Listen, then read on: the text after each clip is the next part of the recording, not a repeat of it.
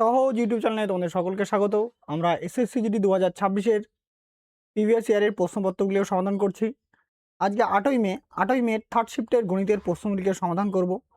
এর আগে অনেকগুলো শিফট আমাদের সম্পন্ন হয়েছে, তো তোমরা যারা দেখোনি তারা প্লেলিস্ট থেকে গিয়ে দেখতে পারো। চলে যাওয়া যাক আজকের প্রশ্নে। আজকের 1 নম্বর প্রশ্নে বলা আছে 71 + 56 - 25 + 19 × 2 + 92 - 38। তাহলে এটা করতে বলা আছে, সরল একটা করতে বলা আছে। প্রথমে বন্ধনীর কাজ করি, ব্র্যাকেটের কাজ করি। 25 আর 19 যোগ করলে আমাদের 44 × 2, 44 আর 2 গুণ করলে হয়ে যাচ্ছে আমাদের 88। তারপরে সামনে দুটো 71 আর 56 যদি যোগ করি তাহলে হয়ে যাচ্ছে আমাদের 127 - 88 প্লাস 92 - 38। প্রথমে 127 থেকে 88 বাদ দেবো। 127 থেকে 88 বাদ দিলে হয়ে যাচ্ছে আমাদের 39 প্লাস 92 থেকে 38 বাদ দেবো, হয়ে যাচ্ছে আমাদের 54। 39 আর 54 যোগ করলে হয়ে যাচ্ছে আমাদের 93। অপশন নাম্বার বি হয়ে যাচ্ছে আমাদের সঠিক অ্যান্সার। নেক্সট, তারপরে অঙ্ক দেখো। পরের 2 নম্বর অঙ্কে বলা আছে 89 + 33 - 127 27 (2) প্লাস 44/4 প্লাস 18 (2) - 36। ভুল করে 127 বলে ফেলছি, ওটা 27 হবে, 27 (2). আচ্ছা, তাহলে এখানে আমরা প্রথমে আগে ব্র্যাকেটের কাজটা করি। 27 দুগুণে হয়ে যাচ্ছে 54, 4 দিয়ে 44কে ভাগ করলে হয়ে যাচ্ছে 11, আর 18 দুগুণে 36। 89 আর 33 যোগ করো, 89 আর 33 যোগ করলে হয়ে যাচ্ছে আমাদের 122 -54 plus 11 plus 36 minus 36, plus 36 minus 36 কাটা 0 হয়ে গেল। 122 আর 11 যোগ করলে হবে 133, 133 মাইনাস 54, তাহলে হয়ে যাচ্ছে আমাদের 79। অপশন নাম্বার বি হয়ে যাচ্ছে আমাদের সঠিক অ্যান্সার। নেক্সট, তারপরে অঙ্ক দেখো।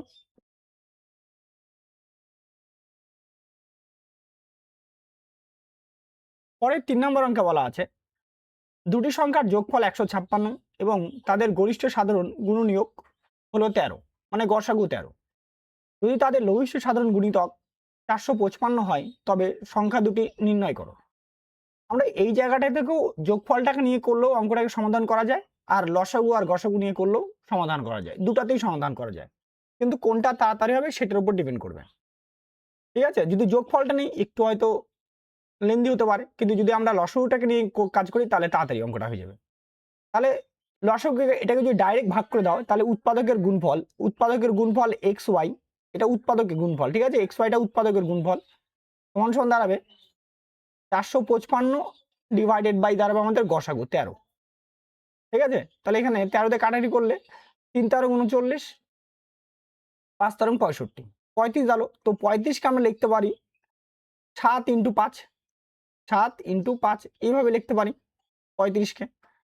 যদি 35কে লিখি তাহলে আমাদের সংখ্যাটা দাঁড়াবে 7 × 13, 7 × 91, আর একটা দাঁড়াবে হচ্ছে তোমার 5 × 13, দাঁড়াবে 65। এটা 91 আর কত 65, তাহলে অপশন নাম্বার বিতে রয়েছে আমাদের সঠিক অ্যান্সার। নেক্সট, তারপরে অঙ্ক দেখো।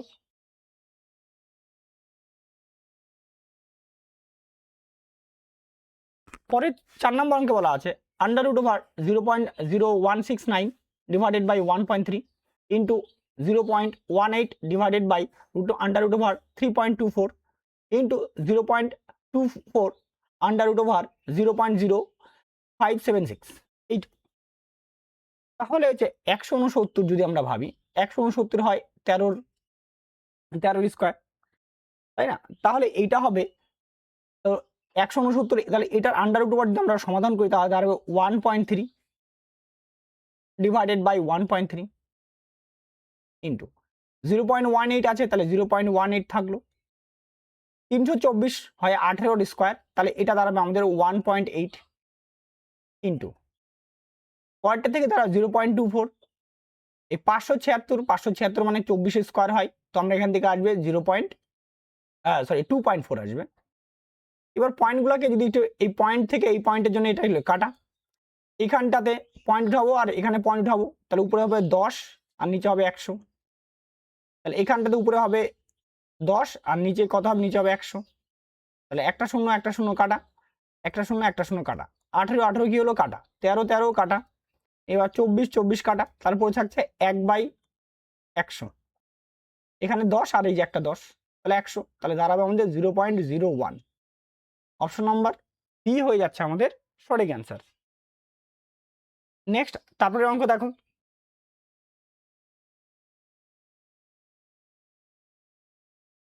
পরের 5 নম্বর অঙ্কে বলা আছে যদি x সমান সমান √169 ইন্টু 8 √81 ইন্টু 1 হয়, তাহলে x এর মান কত? তাহলে 169 এটা হবে, তাহলে x সমান সমান 169 আছে এখানে, 169 মানে 13 বর্গমূল 13 স্কোয়ার ইন্টু 81, তাহলে এখান থেকে হবে 9 স্কোয়ার ইন্টু 121 মানে হয়ে যাচ্ছে 11। এইবার ইউনিট ডিজিটটাকে চেক করে নাও, তাহলেই হয়ে যাবে আমাদের। এখানে 3 নং 27 আর এখানে কত 7 একটাতেই 7 অপশন রয়েছে, অর্থাৎ 1287 হয়ে যাচ্ছে আমাদের সঠিক অ্যান্সার। নেক্সট তারপরে অঙ্ক দেখো,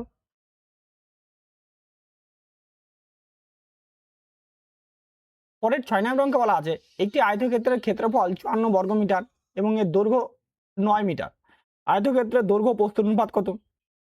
তাহলে প্রস্থ হয়ে যাবে আমাদের, প্রস্থর মানটা বার করি, প্রস্থ হবে ক্ষেত্রফল বাই দৈর্ঘ্য মানে 54/9, তো কাটাকাটি করলে 6, প্রস্থর মান 6, তাহলে দৈর্ঘ্য প্রস্থের অনুপাত দাঁড়াবে 9:6, তো কাটাকাটি করবো 3:2। অপশন নাম্বার বি হয়ে যাচ্ছে আমাদের সঠিক অ্যান্সার। নেক্সট তারপরে অঙ্ক দেখো,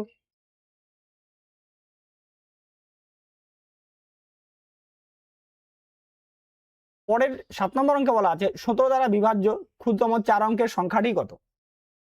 তাহলে 17 দ্বারা বিভাজ্য বলছে, হয় তুমি ডাইরেক্ট 17 দিয়ে ভাগ করো, 17 দিয়ে সরাসরি ভাগ করো, আর নাহলে 17 বিভাজ্যতা নিয়ম অ্যাপ্লাই করো। 17 বিভাজ্যতা নিয়ম হচ্ছে লাস্টের ডিজিটটাকে আমাদের কি 5 দিয়ে গুণ করতে হবে, এককের ঘরটাকে 5 দিয়ে গুণ করে আমাদের কি করতে হবে, বিয়োগ করে দিতে হবে সেই সংখ্যা থেকে, ঠিক আছে? এইটা হচ্ছে তারপরে ডিভাইডেড বাই 17, এইটা হচ্ছে 17 বিভাজ্যতা নিয়ম। তাহলে এখানে কি আছে, 1003 আছে, তো 1003 আছে, 1003 থেকে আমি কত লাস্টে কত 3 আছে, তাহলে 1003 এই সংখ্যাটা আমরা কি করব, লিখবো 100 - 3 × 5, কারণ লাস্টের ঘরটাকে আমরা 5 দিয়ে গুণ করে সেটাকেই মাইনাস করবো, গুণফলটাকে মাইনাস করব, তাহলে হয়ে যাচ্ছে এটা 100 - 15 অর্থাৎ 85। তাহলে এবার এটাকে 17 দিয়ে ভাগ করবো, তাহলে এটা 17 দিয়ে ভাগ চলে যাবে, 5 × 17 = 85, তাই না? তবে এটাই হয়ে যাচ্ছে আমাদের তাহলে সঠিক অ্যান্সার। আর না হলে তুমি সরাসরি ভাগ করতে পারো, সরাসরি অপশনগুলোকে ভাগ করে দাও, যেটা 17 দ্বারা বিভাজ্য হচ্ছে সেটাই অ্যান্সার। নেক্সট তারপরে অঙ্ক দেখো, পরের 8 নম্বর অঙ্কে বলা আছে 3.452 তার হোল স্কোয়ার মাইনাস 2.948 তার হোল স্কোয়ার ডিভাইডেড বাই 0.504, এইটা আমাকে সরল করতে বলা আছে। তো উপরের জায়গাটা থেকে আমরা স্কোয়ার মাইনাস বি স্কোয়ারের সূত্র ফেলবো, সেটা হয় a + b into a - b, এই সূত্রটা আমরা ফেলবো, তো হয়ে যাবে আমাদের সূত্র যদি আমরা ফেলি, তাহলে 3.452 প্লাস 2.948 ইন্টু দ্বারা আমাদের 3.452 মাইনাস 2.948 ডিভাইডেড বাই 0.504, তাহলে এখান থেকে যদি আমরা এটাকে যোগ করলে দাঁড়াবে 6.400 ইন্টু, আর এটা বিয়োগ করে দাঁড়াবে আমাদের 0.504 ডিভাইডেড বাই 0.504, তো 0.504 কাটা, তারপরে থাকলো 6.4, এটা আমরা লিখতে পারি, তাহলে অপশন নাম্বার সি হয়ে যাচ্ছে আমাদের সঠিক অ্যান্সার। নেক্সট তারপরে অঙ্ক দেখো,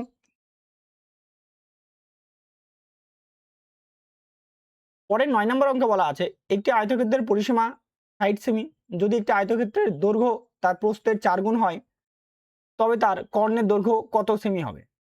তাহলে পরিসীমা 60 বলে দেওয়া আছে, দৈর্ঘ্য লেন্থ ইস টু ব্রেথ, দৈর্ঘ্য আর প্রস্থের রেশিও দাঁড়াবে আমাদের দৈর্ঘ্য, আচ্ছা বাংলা লিখে দিই, দৈর্ঘ্য ইস্টু প্রস্থ, দৈর্ঘ্য হচ্ছে আমার দৈর্ঘ্য হবে 4, প্রস্থ হবে 1। তাহলে পরিসীমা দাঁড়াবে কত? 2 × 4 + 1 অর্থাৎ 10 ইউনিট। এই 10 ইউনিটের মান বলে দেওয়া আছে আমাদের 60। তাহলে 1 ইউনিটের মান দাঁড়াবে 6 আর 4 ইউনিটের মান দাঁড়াবে আমাদের 24। তাহলে দৈর্ঘ্য প্রস্থ পেয়ে গেলাম। এবার কর্ণের দৈর্ঘ্য চাওয়া হয়েছে, তাহলে কর্ণের দৈর্ঘ্য হয় √ দৈর্ঘ্য স্কয়ার প্লাস প্রস্থ স্কয়ার।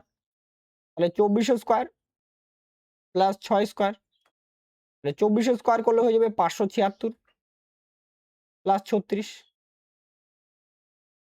তাহলে 6 দুগুণ বাদ 2 হাত থেকে 1, 10 আর 11, 1 হাত থেকে 1, 5 আর 6, 612। তাহলে 612কে আমাদের কি করতে হবে? এখন ভাঙাতে হবে। 612কে যদি বিশ্লেষণ করি আমরা, দেখো এটাকে 3 দিয়ে ভাঙাও। 3 দিয়ে ভাগ করলে 3 × 60, 1, 3 × 4 = 12।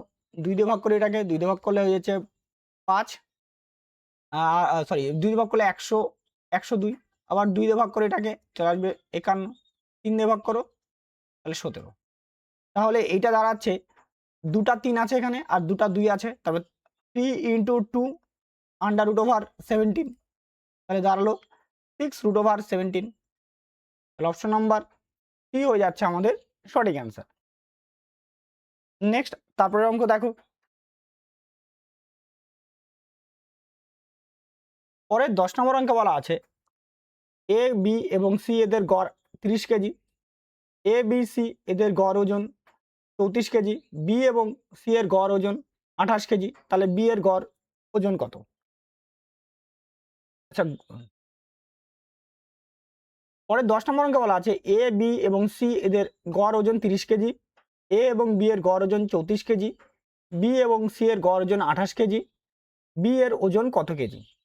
তাহলে তিনজনের ওজন বলে দেওয়া আছে 90, এটা গড় বলে দেওয়া আছে। তাহলে মোট এ প্লাস বি প্লাস সি এদের ওজন দাঁড়াবে 3 × 30, 90 কেজি। এখানে এ আর বি আর বলে দেওয়া আছে 34, এ প্লাস বি 34 বলে দেওয়া আছে, গড় ওজন 34 বলে দেওয়া আছে, তাই না? তাহলে মোট দাঁড়াবে 34 × 2, তাহলে 68 কেজি। আর বি এর গড় ওজন দাঁড়াবে, বি আর সি এর গড় ওজন বলে দেওয়া আছে 28 কেজি, তাহলে বি প্লাস সি এদের দাঁড়াবে 28 × 2, তাহলে 56 কেজি। আর টোটাল এখানে 4 জন A plus B plus C plus B সমান দাঁড়াবে এখানে 14, 4 হাতে 1, 11 আর 12, 124 কেজি। তাহলে বি এর ওজনটা দাঁড়াবে আমাদের 124 - 90, অর্থাৎ দাঁড়াবে 34 কেজি। অপশন নাম্বার এ হয়ে যাচ্ছে আমাদের সঠিক অ্যান্সার। নেক্সট তারপরে অঙ্ক দেখো। পরের 11 নম্বর প্রশ্ন বলা আছে 8টি সংখ্যার গড় 30, ওই সংখ্যাগুলির মধ্যে একটি হলো 20, 20কে একটি নতুন সংখ্যা দ্বারা প্রতিস্থাপিত করা হলো, নতুন গড় হলো 42, নতুন সংখ্যাটি কত? তাই না? তাহলে নতুন সংখ্যা দাঁড়াবে, দেখো নতুন সংখ্যা বলছে 20-র পরিবর্তে, তাই না? 20-র পরিবর্তে পরিবর্তন করা আছে, তাহলে নতুন সংখ্যা হবে 20 প্লাস গড় আগে কত 30 ছিল, এখন হয়ে গেছে 42। কতটা বৃদ্ধি পেয়েছে? 12 বৃদ্ধি পেয়েছে। তাহলে 12 ইন্টু সংখ্যা কতগুলো আছে? 8টি, তাহলে ইন্টু 8, তাহলে 20 যোগ 96 যোগ করে দাঁড়াবে আমাদের 116। অপশন নাম্বার বি হয়ে যাচ্ছে আমাদের সঠিক অ্যান্সার। নেক্সট তারপরে অঙ্ক দেখো।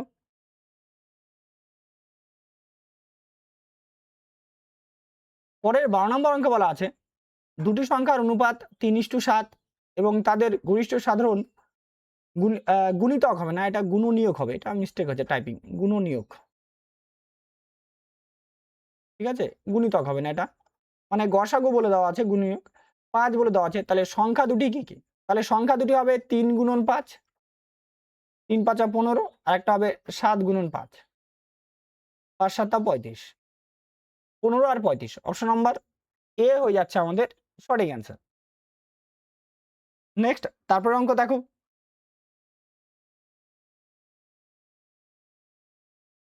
পরের 13 নম্বর অঙ্কে বলা আছে একটি মিশ্রণে উপাদান এ এর পরিমাণ ওজনের দিক থেকে 18%, 90 কেজি উপাদান পেতে হলে কত পরিমাণ মিশ্রণের প্রয়োজন হবে?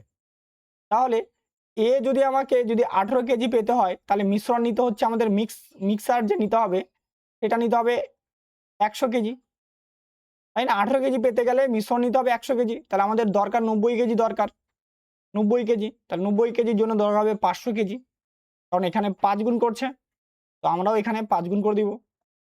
তাহলে আমাদের মিশ্রণ 90 কেজি পেতে হলে 500 কেজি মিশ্রণ নিতে হবে। অপশন নাম্বার সি হয়ে যাচ্ছে আমাদের সঠিক উত্তর। নেক্সট, তারপরে অঙ্ক দেখো।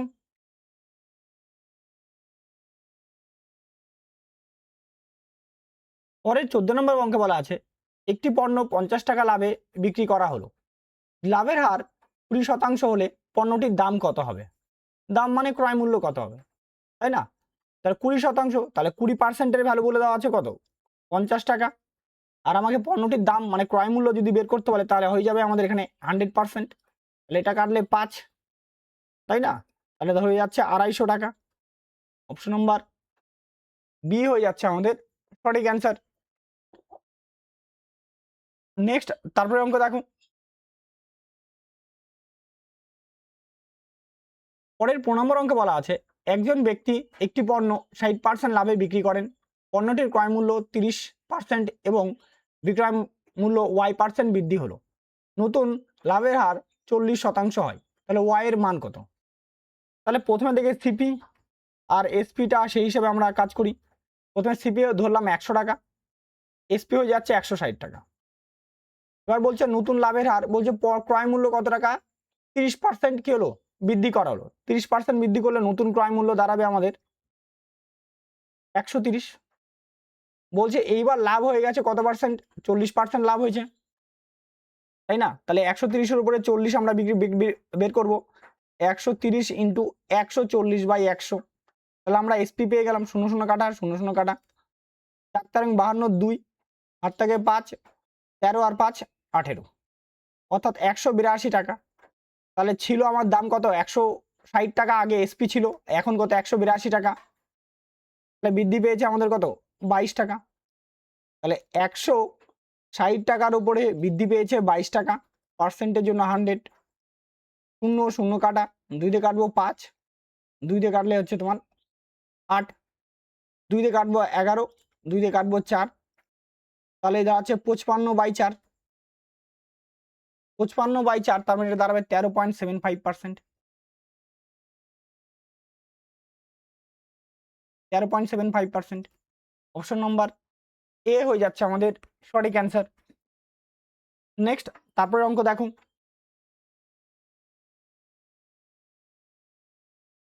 পরের 16 নম্বর অঙ্কে বলা আছে একজন ব্যক্তি তার আয়ের 50% খরচ করে, তার আয় 40% এবং সঞ্চয় 20% বৃদ্ধি পায়, তার খরচের পরিমাণ কত শতাংশ বৃদ্ধি পাবে?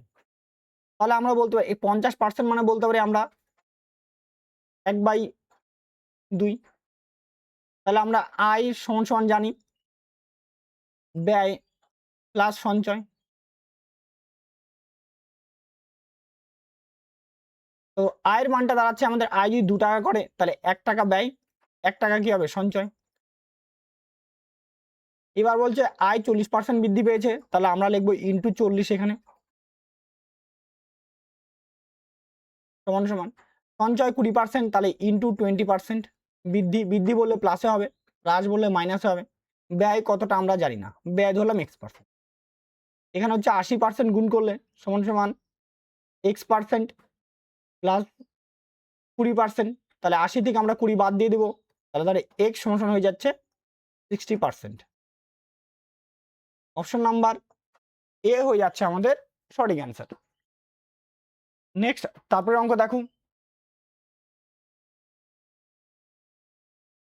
পরে 17 নম্বর অঙ্কে বলা আছে একটি পাইপ 45 মিনিটে একটি ট্যাঙ্কের 1/3 অংশ খালি করতে পারে, সম্পূর্ণ ট্যাঙ্কটি খালি করতে কত সময় নেবে? তাহলে 1/3 অংশ করছে 45 মিনিটে, তাহলে এক অংশ করবে 45 ইন্টু 3 মিনিটে, অর্থাৎ 135 মিনিটে। অপশন নাম্বার সি হয়ে যাচ্ছে আমাদের সঠিক অ্যান্সার।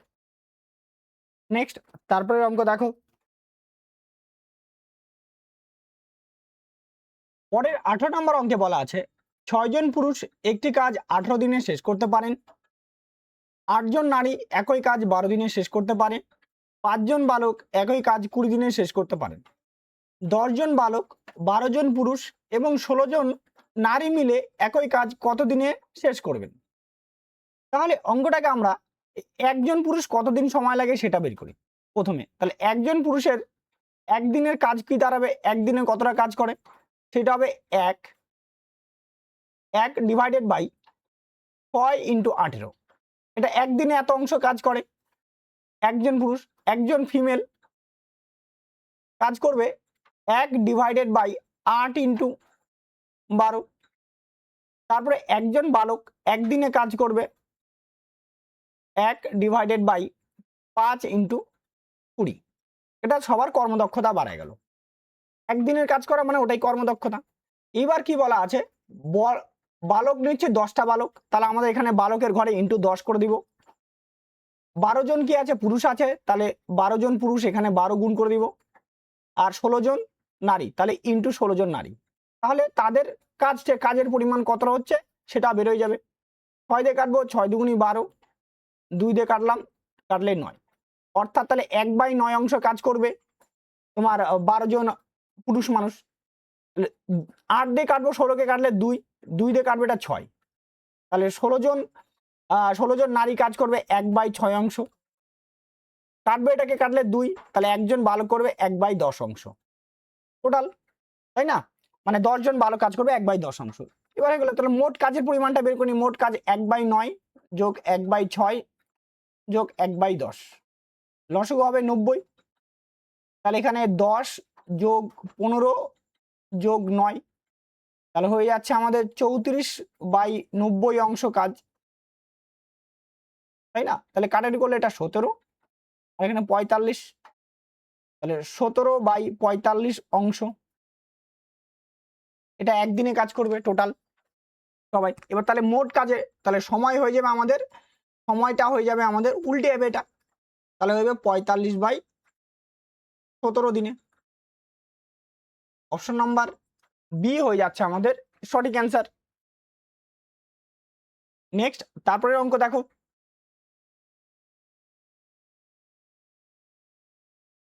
পরের 19 নম্বর অঙ্কে বলা আছে ট্রেন এ এবং ট্রেন বি এর মোট দৈর্ঘ্য 600 মিটার। ট্রেন দুটি বিপরীত দিক থেকে চলছে। ট্রেন এ এবং ট্রেন বি এর সম্মিলিত গতিবেগ 40 মিটার পার সেকেন্ড। ট্রেন দুটি একে অপরকে অতিক্রম করতে কত সময় লাগবে? তাহলে 600 ডিভাইডেড বাই করে দাও 40, 0 0 কাটা, 4 দিয়ে কাটবো, 60কে 15, তাহলে 15 সেকেন্ড সময় নেবে। অপশন নাম্বার সি হয়ে যাচ্ছে আমাদের সঠিক উত্তর। নেক্সট, তারপরে অঙ্ক দেখো। পরের 20 নম্বর অঙ্ক দেখো। এ কমা পি বিন্দু থেকে 50 কিলোমিটার পার ঘন্টা বেগে যাত্রা শুরু করে কিউ বিন্দুতে পৌঁছায়। একই সময় বি কমা কিউ বিন্দু থেকে 30 কিমি পার ঘন্টা বেগে যাত্রা শুরু করে পি বিন্দুতে পৌঁছায়। তারা মাঝপথে এস বিন্দুতে মিলিত হয়। এস বিন্দুতে পৌঁছাতে এ বি এর অতিক্রান্ত দূরত্বের অনুপাত কত হবে? তাহলে এ ও বি এর দূরত্বের অনুপাত হবে তাদের গতিবেগের অনুপাত যতটা হবে ততটাই, কারণ তারা প্রত্যেকে একই সময় একই দিক কি করে বিপরীত দিকে দুজন যাত্রা শুরু করে। তাহলে এই থেকে কত হবে? 50, দূরত্ব অনুপাত হবে 50 ইস্টু হয়ে যাবে আমাদের এদিকে 30, তাহলে 5 ইস্টু হয়ে যাচ্ছে 3। অপশন নাম্বার এ হয়ে যাচ্ছে আমাদের সঠিক অ্যান্সার। ব্যাস, তোমাদের আজকের থার্ড শিফট আমরা কমপ্লিট করে দিলাম। এরপরে পরের দিনের শিফট নিয়ে আমরা হাজির হব। আজকের মতো এখানেই। সবাই ভালো থাকো, সুস্থ থাকো। জয় হিন্দ।